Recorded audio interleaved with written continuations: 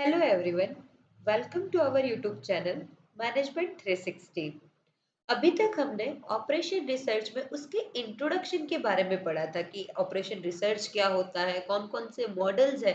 तो अब उसी को आगे बढ़ाते हुए हम इसका यूनिट 2 स्टार्ट कर रहे हैं, जिसका नाम है introduction to linear programming.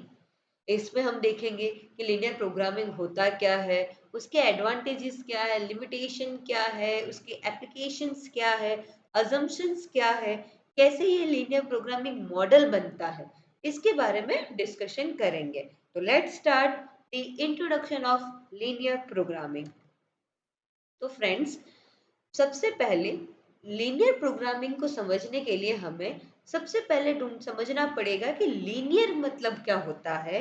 The term linear refers to the linear relationship among the variables. Linear क्या है कि लीनियर क्या बोला जाएगा कि जो भी वेरिएबल्स है, एक्स एंड वाई वेरिएबल्स है, उन वेरिएबल्स के बीच में क्या रिलेशनशिप है उसको समझना। The changes in one variable lead to proportional changes in another। कि अगर हम कोई भी एक वेरिएबल्स में चेंजेस करते हैं तो उसकी वजह से कितना परसेंट दूसरे वेरिएबल्स में चेंजेस होगा, उसको हम क्या बोलेंगे, लीनियर। फॉर एग्जाम्पल, यहाँ पे जो एग्जाम्पल दिया है वो क्या है, डबलिंग द इन्वेस्टमेंट। अगर मैं मेरा इन्वेस्टमेंट डबल करती हूँ तो क्या मेरा रिटर्न डबल होगा, that is doubles the return. यहाँ पे हम लिनियरिटी चेक करते हैं किसकी, इनपुट और आउटपुट के बीच में। सपोज मैंने 10,000 रुपये इन्वेस्टमेंट कर रही हूँ और उसके बदले मुझे उस पर रिटर्न मिल रहा है 5% रिटर्न का। बट क्या मैं मेरा इन्वेस्टमेंट 10,000 से 20,000 कर दूं तो मेरा रिटर्न क्या 5% से 10% होगा? ये सारी चीजें, ये इनपुट मेरे लिए क्या हो जाएगा, या मेरा इन्वेस्टमेंट एंड आउटपुट क्या हो जाएगा, उस पे मिलने वाला मुझे रिटर्न। तो इन दोनों के बीच में जो रिलेशनशिप फाइंड आउट करेंगे, that is known as linear. And now the meaning of programming, कि programming refers to the strategic planning और अ मॉडलिंग। प्रोग्रामिंग क्या बोला जाएगा यहाँ पे, एक प्लानिंग करनी है हमें किसी चीज की, या कोई एक मॉडल बनाना है, right. It involve selecting the best course of action. Planning में हम लोग क्या करते हैं, राइट, प्लानिंग में क्या करेंगे, हम देखेंगे कौन कौन से तरीके से हम लोग काम कर सकते हैं। अब उन तरीकों में से एक बेस्ट तरीका जो है हम उसको सिलेक्ट करते हैं और उसको इम्प्लीमेंट करते हैं, राइट। तो यही चीज यहाँ पे भी करनी है। हम प्लान करेंगे और प्लानिंग में करने के बाद हम लोग उसमें से क्या करेंगे, जो भी बेस्ट आउटपुट है या बेस्ट कोर्स ऑफ एक्शन है कि हमें अब ये एक्शन लेना चाहिए, उसको सिलेक्ट करेंगे। इसके बेसिस पे तो मैथमेटिकल मॉडल और हमारे पास जो अवेलेबल रिसोर्सेज है उसके ऊपर से हम अपना बेस्ट डिसीजन लेंगे। और ये बेस्ट डिसीजन क्यों लेना चाहिए, to achieve the desired objective by using optimal strategy. कि हम जो भी हमारा कंपनी का या हमारे बिजनेस का जो भी गोल है उसको अचीव करने के लिए हम लोग इसका यूज करेंगे। तो अब समझते हैं लीनियर प्रोग्रामिंग का मतलब क्या होगा।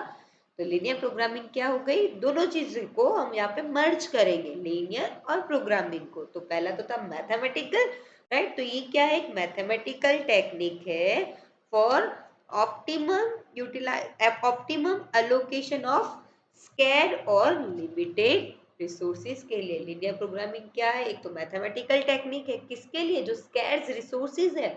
स्कैर्स मतलब जो चीजें हमारे पास लिमिटेड है, कम है। फॉर एग्जाम्पल पैसा, मशीनरीज, मैन, राइट। ये हमारे क्या है, लिमिटेड रिसोर्सेज है बिजनेस के। उनके ऊपर हमें क्या करना है, मैथमेटिकल टेक्निक अप्लाइड करनी है। Use to distribute resources among the competing activities. क्यों हमें ये अप्लाइड कैसे करेंगे, कि जो भी हमारे बिजनेस में अलग अलग एक्टिविटीज हो रही है, डिफरेंट एक्टिविटीज हो रही है, उसमें हम अपने रिसोर्सेज को कैसे डिस्ट्रीब्यूट करेंगे, ये दिखाने के लिए हमें लीनियर प्रोग्रामिंग की जरूरत है।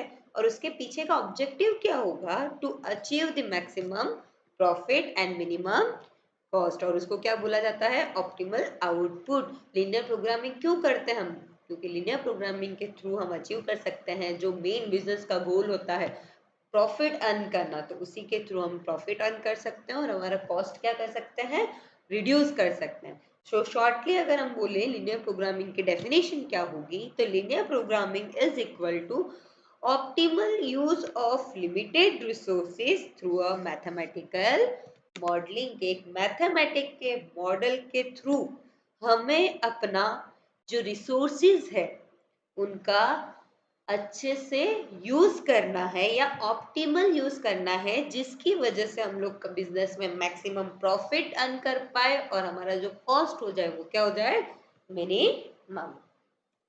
नाउ हमने देखा कि लीनियर प्रोग्रामिंग के बारे में बात करी, जो एक मॉडल के लिए बात कर रहा है। तब इस मॉडल को कैसे फ्रेम करा जाता है, ये स्ट्रक्चर क्या है उस मॉडल का।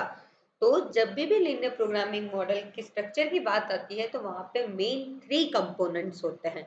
First is decision variable, second is objective function and third is constraint. जब आगे हम इसके सम्स देखेंगे तब हमें ये तीनों चीजों पे काम करना होगा। ये जब भी हम सब में स्टार्ट करेंगे, पहले हम लोग देखेंगे हमारा डिसीजन क्या करना है, डिसीजन वेरिएबल कौन सा आएगा, फिर उसके बाद ऑब्जेक्टिव फंक्शन फाइंड आउट करेंगे और लास्ट में कंस्ट्रेंट भी देखेंगे, उसके ऊपर से हमारा पूरा कैलकुलेशन बेस्ड होगा। तो देखते हैं डिसीजन वेरिएबल्स के अंदर क्या क्या आता है।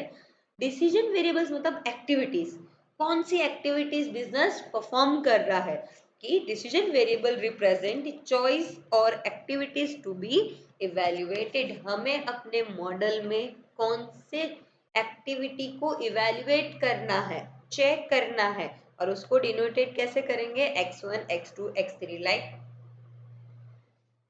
मशीनरी आवर्स को अगर मुझे मुझे कैलकुलेट करना है तो मशीनरी आवर्स मेरे लिए क्या हो जाएंगे, x1 एक्टिविटी। मैं कोई एक मैन्युफैक्चर कर रही हूँ प्रोडक्ट 1, तो मेरे लिए वो क्या हो जाएगी, एक्टिविटी 2। ऐसे जितनी भी हमारे पास एक्टिविटी होगी बिजनेस के रिलेटेड उसको हम डिनोटेट करेंगे x1 x2 x3 and dot dot dot. The values indicate the extent to which each activity is perform, और उसकी हम लोग वैल्यू भी इंडिकेट करेंगे कि जिसके थ्रू हम लोग एक्टिविटी को परफॉर्म कर सकते हैं। It help in determining the best course of action based on the objective. ये हमारे ऑब्जेक्टिव के अकॉर्डिंग हमें देखना पड़ेगा कि कौन सी एक्टिविटी हमारे जो मेन ऑब्जेक्टिव है प्रॉफिट मैक्सिमाइज करने का उस पे बेस्ड रहेगी और उसमें हेल्प करेगी। For example, in a product mix problem, decision variable represent the unit of each product to be produced using limited resources like man power, machinery, material etcetera. अगर मुझे प्रोडक्ट मिक्स की problem हो रही है company में, right, तो मुझे ये देखना पड़ेगा तो मेरी एक्टिविटीज क्या हो जाएगी, unit of each product to be produce, में कितने कौन से प्रोडक्ट के कितने यूनिट बनाऊं। Suppose product 1, product 2, product 3, product 4, ऐसे प्रोडक्ट 4 प्रोडक्ट मेरी कंपनी बना रही है, तो प्रोडक्ट 1 के कितने यूनिट बनाओ, प्रोडक्ट 2 के कितने बनाओ, प्रोडक्ट 3 के कितने बनाओ, प्रोडक्ट 4 के कितने बनाओ। बट मेरे पास क्या है, लिमिटेड रिसोर्सेज है, man power, machinery and material. तो ये किसमें आ जाएगा, हमारा डिसीजन वेरिएबल्स में। अब दूसरा that is objective function. Objective function क्या करता है, या तो मैक्सिमाइज के बेसिस पे होगा या तो मिनिमाइज होगा। इसको हम लोग goal of the LP problem, LP मतलब लीनियर प्रोग्रामिंग प्रॉब्लम का गोल क्या है, आइदर मैक्सिमाइज करना, किसको मैक्सिमाइज करेंगे, प्रॉफिट को, और मिनिमाइज करना, तो मिनिमाइज किसको करेंगे, कॉस्ट को। तो ये जो वेरिएबल है, ये ऑब्जेक्टिव फंक्शन जो कैसे डिनोट होगा, ये बेस करेगा किसको, डिसीजन वेरिएबल्स में। ऑब्जेक्टिव फंक्शन को हम डिनोट करेंगे z से, तो z इज इक्वल टू जो भी हमारी वैल्यू है, value into activity, that is c1 into x1, plus add करते जाएंगे हम लोग दूसरी एक्टिविटी और उसकी value. z is the measure of performance, right, कि हमारा ऑब्जेक्टिव प्रॉफिट को मैक्सिमाइज करना है या मिनिमाइज करना है कॉस्ट को, तो उसको हम परफॉर्मेंस के थ्रू चेक करेंगे, इसीलिए इसको Z से डिनोट करा गया है, that is your profit, cost and revenue. And C1 C2 C3 dot dot dot represent the contribution per unit of decision variable. जो भी हमारी एक्टिविटीज है उसमें जितना भी कंट्रीब्यूशन रहेगा 10%, 20%, 30%, वो रिप्रेजेंट करता है C1 C2 C3 dot dot dot and solve the using graphical method for two variables or a simplex method। और इसी ऑब्जेक्टिव फंक्शन को हम दो मेथड से सॉल्व कर सकते हैं। First is graphical method of linear programming and second method is simplex method of programming. और इसी के दो टाइप के सम्स इस यूनिट में से आपको पूछे जाएंगे। फर्स्ट इज ग्राफिकल मेथड और second one is simplex method. And last is the constraint. Constraint मतलब लिमिटेशन, रिस्ट्रिक्शन क्या है। हमें कोई काम करने के लिए, हमारे पास कुछ एक्टिविटी परफॉर्म करने के लिए क्या रुकावट है हमारे पास, क्या लिमिटेशन है हमारे पास जो हमें रोक रहा है। लाइक एग्जांपल मैन पावर हो गया, टाइम हो गया, हमारा बजट कंस्ट्रेंट बन सकता है, हमारे पास रॉ मटेरियल की अवेलेबिलिटी नहीं होगी तो वो मेरे लिए कंस्ट्रेंट बन सकती है, right. The constant expressed as a linear inequalities or equalities involving decision variables। हमारे जो decision variables हैं, जो हमारी activities है, उसी को हम लोग उसी के बेस पे हमारे constraint decide होंगे और हम लोगों को एक solution, feasible solution लेके आना है उसके पर से, ताकि हम ये सारे के सारे जो भी हमारे limitation है उसको क्या कर पाए, सेटिस्फाइड कर पाए। जो हमारी लिमिटेशंस है उसको तो हम दूर नहीं कर पाएंगे, राइट, बट उस कम से कम चीजों में भी हम कैसे अपना आउटपुट मैक्सिमाइज कर सकते हैं, उसके लिए हम एक बेस्ट सॉल्यूशन लेके आना है। ये है पूरा स्ट्रक्चर ऑफ एलपी मॉडल, जिसमें क्या आएगा, डिसीजन वेरिएबल में क्या आएगा, what action to be take, हमें कौन सी एक्शन लेना चाहिए। ऑब्जेक्टिव फंक्शन में क्या आएगा, व्हाट टू ऑप्टिमाइज, मिनिमाइज करना है या मैक्सिमाइज करना है। एंड कंस्ट्रेंट में क्या आएगा, व्हाट लिमिट एग्जिस्ट्स, कि हमारे पास कौन सी लिमिटेशन है। ये तीन वेरिएबल्स तीनों इसी चीज पे बात करेंगे। एक्शन क्या लेना है, किसको क्या ऑप्टिमाइज करना है, मिनिमाइज करना है या मैक्सिमाइज करना है, एंड हमारे पास क्या क्या लिमिटेशन है। assumptions of linear programming model। assumptions क्या है, तो first is certainty. Linear programming क्या बोल रहा है कि जो भी पैरामीटर्स हैं मॉडल्स के, वो सारे के सारे क्या है, सर्टन है। हमें पहले से ही पता होंगे कि हमारे मॉडल्स के जो भी पैरामीटर्स होंगे, चाहे रिसोर्स की अवेलेबिलिटी है, चाहे प्रॉफिट और कॉस्ट पर यूनिट क्या है, रिसोर्सेज यूसेज कितना कर पा रहे हैं, ये सारे के सारे पैरामीटर्स या वेरिएबल्स हैं जो हमें पहले से क्या होंगे, नोन होंगे। नो अनसर्टेनिटी और fluctuation in values. Linear programming model क्या बोलता है कि हमारे पास कोई भी चीज की अनसर्टेनिटी नहीं है और ना ही हमारी वैल्यू में कोई भी चेंजेस आएंगे। सेकेंड assumptions क्या है, additivity. The total value of the objective function and the resource uses is the sum of the individual contribution of each decision variables। क्या कह रहा है, जो भी टोटल वैल्यू हम लोग लेके आते हैं वो क्या है, अलग अलग रिसोर्सेज का क्या करेंगे हम लोग, उसमें सम करेंगे। फॉर एग्जाम्पल अगर मुझे टोटल प्रॉफिट फाइंड आउट करना है तो क्या होगा, प्रॉफिट ए में से मुझे, प्रोडक्ट ए में से मुझे कितना प्रॉफिट हुआ, प्लस प्रोडक्ट बी में से मुझे कितना प्रॉफिट हुआ, प्लस प्रोडक्ट सी में से मुझे कितना प्रॉफिट हुआ, तब जाके मुझे total profit of the firm मिलेगा, राइट। इसीलिए यहाँ पे क्या होगा, हर एक काम का यहाँ पे क्या होता है, एडिटिविटी होती जाती है। हम लोग सबको एक साथ सम करके, एक साथ लाकर फिर कैलकुलेशन करता है। वैसे ही रेवेन्यू भी होगा कि resources from use for the revenue for product A and product B. ऐसे टोटल करते हुए हमें प्रोडक्ट, कंपनी का पूरा प्रॉफिट, कंपनी के पूरे रिसोर्सेज, कंपनी के पूरे रेवेन्यू के बारे में हमें पता चलता है, राइट। तो यहाँ पे इंडिविजुअल परफॉर्मेंस पे हम लोग बात नहीं कर रहे हैं, क्या होगा यहाँ पे सबका एक साथ क्यूमुलेटिव परफॉर्मेंस पे हम लोग बात करेंगे।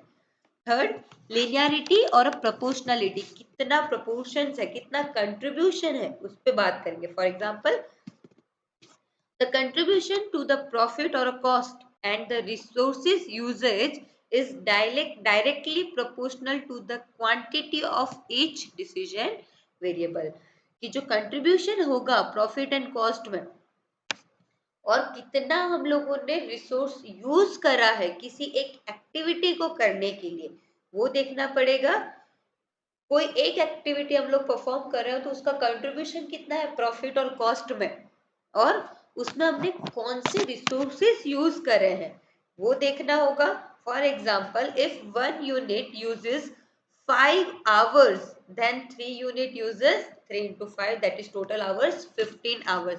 अगर कोई एक यूनिट को बनाने के लिए मुझे 5 घंटे लग रहे हैं, तो ऐसे ही 3 यूनिट को बनाने मुझे कितने आवर्स लगेंगे? Totally 15 hours. तो ये क्या हो गया? Proportionality, right. एक यूनिट को 5 घंटे लग रहे हैं, तो 3 यूनिट को बनाने में कितने? प्रपोर्शंस देख रहे हैं. यहाँ पे कौन सा रिसोर्स यूज, कौन सा रिसोर्स यूज करा हम लोगों ने? टाइम. कि कितना टाइम लग रहा है मुझे कोई एक चीज बनाने के लिए.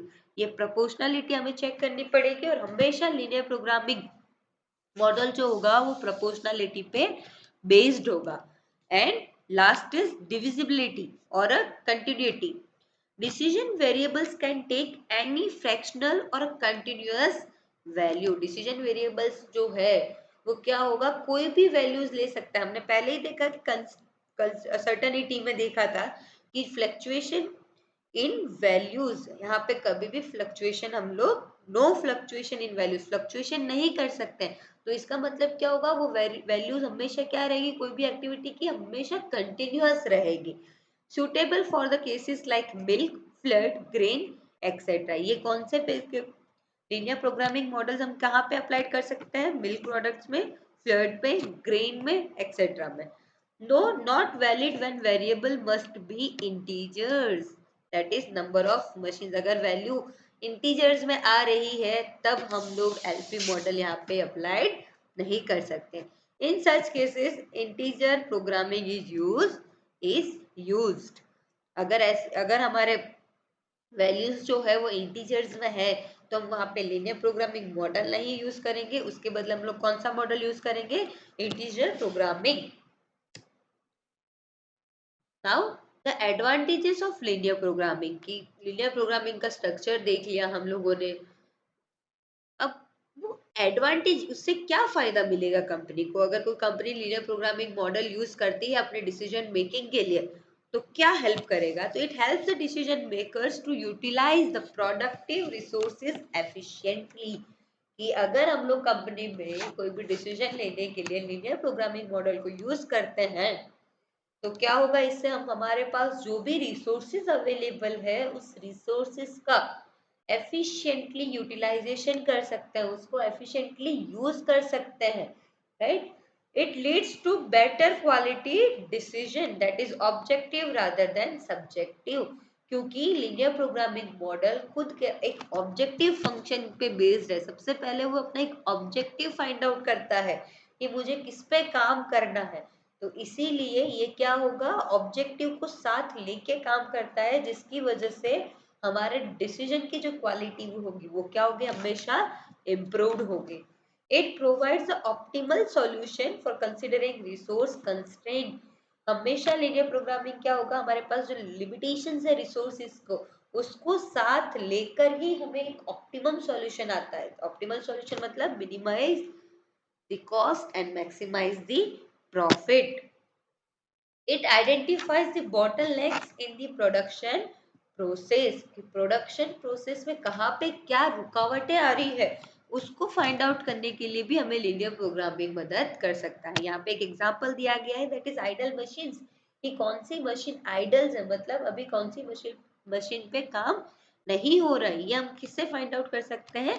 लीनियर प्रोग्रामिंग की मदद से. प्रोडक्शन प्रोसेस में क्या रुकावटें आ सकती है, उन रुकावटों को कैसे हम डील करें और कैसे अपना बेस्ट आउटपुट लेके आए, ये सब फाइंड आउट करने के लिए हमें कौन क्या हेल्प करेगा? Linear programming model. तो अब एडवांटेजेस है तो कुछ लिमिटेशन भी होगी इसकी. लिमिटेशन क्या है?